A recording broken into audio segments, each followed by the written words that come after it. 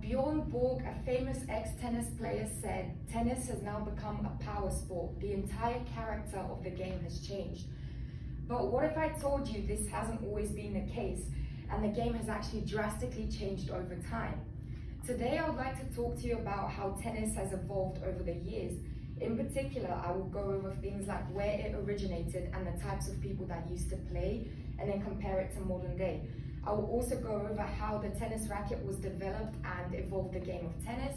And finally, we'll go over how tennis went from being quite a casual sport to a huge money-making business where players are now earning millions from endorsements and tournaments. We all have something we're very passionate about, and that is why today I'd like to share with you some things you may not have known about tennis. Let's begin with where it originated and the types of people that used to play. The origins of the game can be traced back to a 12th or 13th century French handball game called Jeu de Paume, meaning game of the palm, from which derived a complex indoor racket and ball sport called real tennis. Real tennis was extremely popular amongst French and English royals. In particular, King Henry VIII was a huge fan. He even had his own royal tennis court in his Hampton Court Palace.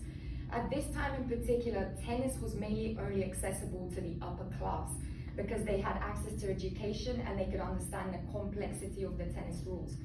They also had money, which enabled them to afford the equipment, which the lower class was unable to do. This is very different to modern day because tennis is now widely accessible to anyone around the world, whether you want to just play for fun or whether you want to train and become a professional tennis player.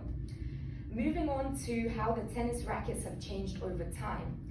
Players first used solid wooden paddles, which then transformed into what we could now call a tennis racket in the 14th century. The first medieval racket had strings made of gut and was bound by a large wooden frame. It was more of a teardrop shape and it had a large wooden handle.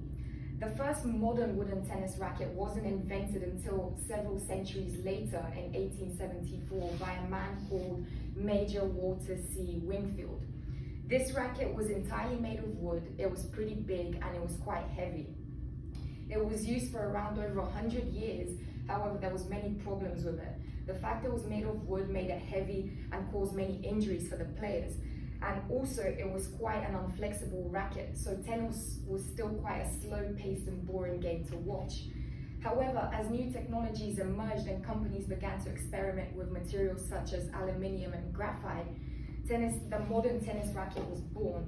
Those rackets were extremely lightweight. They initially weighed around 12.5 ounces and can now weigh as little as 7 ounces.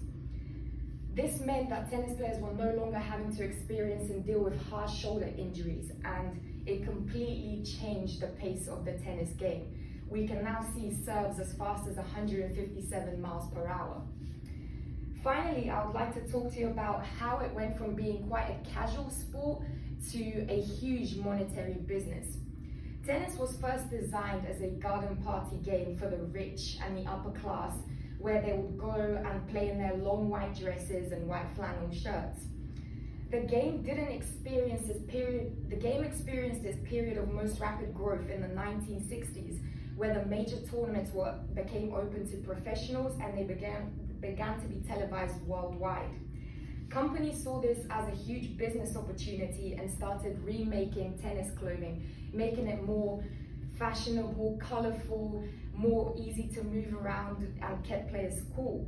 Companies such as Nike have collaborated with professional tennis players such as Rafael Nadal and Maria Sharapova, enabling them to create their own clothing line for the brand.